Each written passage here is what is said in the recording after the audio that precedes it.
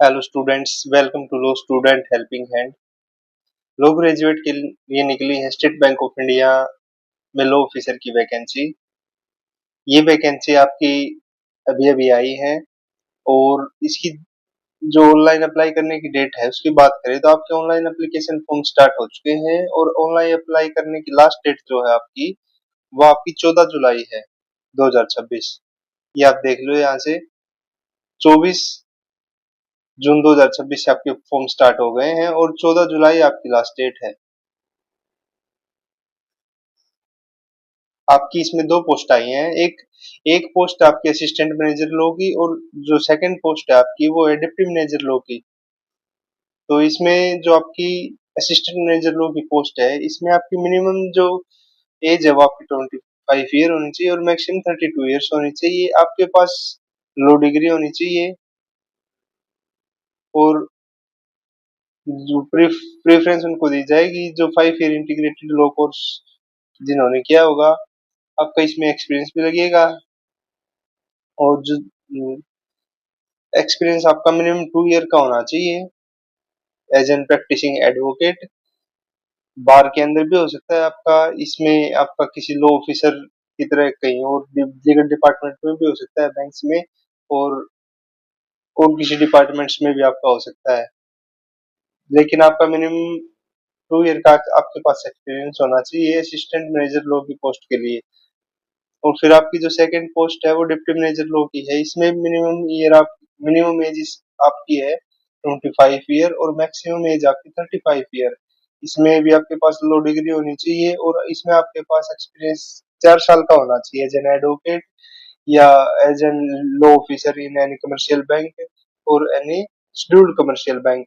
आप इनमें किसी भी बैंक में या बार में आपके पास 4 साल का एक्सपीरियंस होगा तो आप डिप्टी मैनेजर लो के लिए अप्लाई कर सकते हो। और जो आपकी एक्सपीरियंस और क्वालिफिकेशन है वो आपकी 3/5 जो 2026 है तब तक आपका कंप्लीट हो जाना चाहिए। आपका एक्सपीरियंस और आपकी क्वालिफिकेशन इससे पहले पहले कंप्लीट हुई होनी चाहिए आपकी, तभी आप इसमें अप्लाई कर सकते हैं।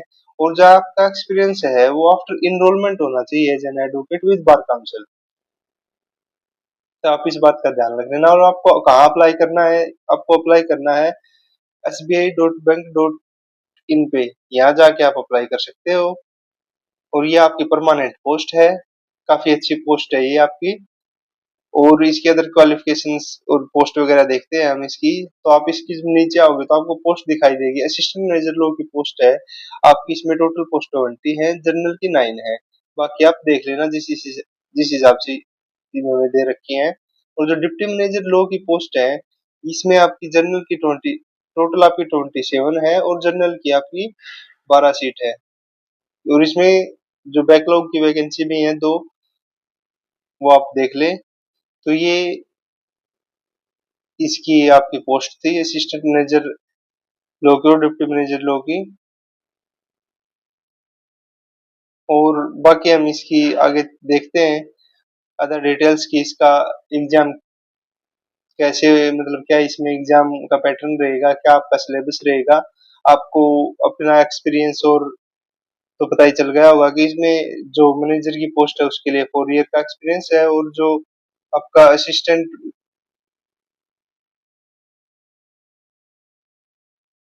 मैनेजर लो की पोस्ट है इसमें 2 साल का एक्सपीरियंस है आपका। ये आपका पे स्केल रहेगा, आपको दिखाई दे रहा होगा। बेसिक पे ये आपका असिस्टेंट मैनेजर लो का और ये डिप्टी मैनेजर लो का।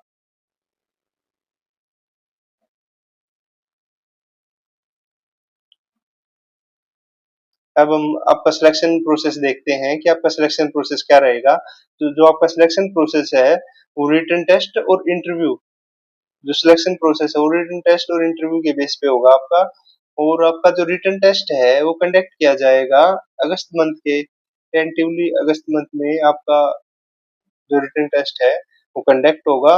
ये इन्होंने सेंटर है इनके, तो आप अपना सेंटर जो आपके नजदीक हो वो फिल कर लेना। काफी ज्यादा सेंटर है इसमें।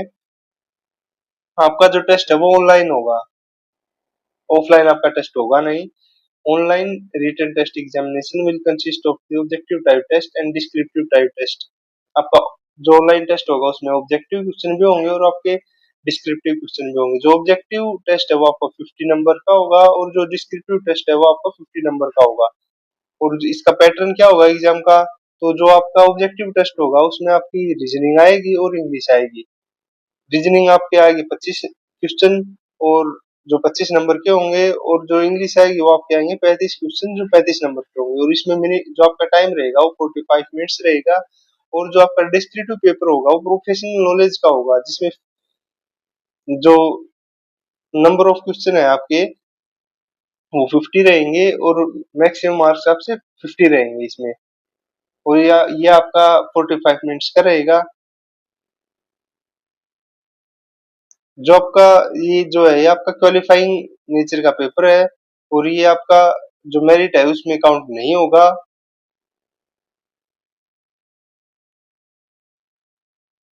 और ये जो आपका जो ऑब्जेक्टिव पेपर है इसमें आपकी कोई नेगेटिव मार्किंग नहीं है। और जो आपका डिस्क्रिप्टिव टेस्ट जो होगा वो आपका जो है 50 नंबर्स का होगा 45 मिनट्स में। और आपकी इसमें 8 क्वेश्चन आएंगे, आपको कोई 5 क्वेश्चन करने हैं। और जो मिनिमम क्वालिफाइंग मार्क्स है टेस्ट के वो डिसाइड नहीं किए हैं, वो बैंक के द्वारा डिसाइड किए जाएंगे। तो ये आपका एग्जाम पैटर्न है। ऑब्जेक्टिव जो आपका टेस्ट होगा उसको जो 100 मार्क्स का होगा और 50 इसमें लॉ के सब्जेक्ट आएंगे, और आपके 25 इंग्लिश के क्वेश्चन और 35 इंग्लिश के क्वेश्चन, 25 रीजनिंग के क्वेश्चन। ये आपका सिलेबस है।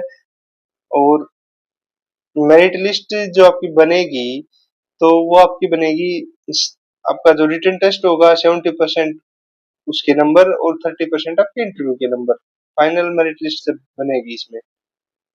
जो आपका सिलेबस है जो आपका सिलेबस है लो का, वो इसमें आपको दिखाई दे रहा होगा, जो जो इंडिकेटिव सिलेबस। और ये जो सिलेबस है ये एग्जॉस्टिव नहीं है। आपका जो ऑनलाइन एग्जामिनेशन होगा उसमें क्वेश्चन बियॉन्ड भी आ सकते हैं इस सिलेबस के।